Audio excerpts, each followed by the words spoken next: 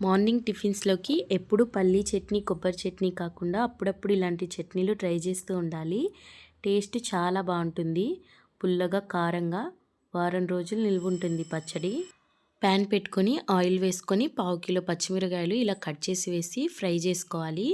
పచ్చిమిరకాయలతో పాటు ఒక 4 స్పూన్లు పల్లీలు కూడా ఫ్రై చేసి జార్లో తీసుకొని పెట్టుకోండి. అలాగే ఇదే ప్యాన్లో ఎర్రగా పండిన 1/2 కిలో టమాటాలు వేసి ఒక కట్ట కొత్తిమీర వేసి మెత్తగా ఉడకనివ్వాలి. ఒకసారి కలిపేసి మూత పెట్టేసి సిమ్లో ఉడకనివ్వాలి.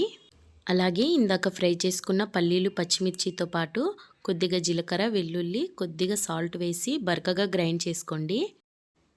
అలాగే ఉడికించిన టమాటాలని కూడా ఇందులో వేసుకొని ఒకసారి మిక్సీ పెట్టేయండి.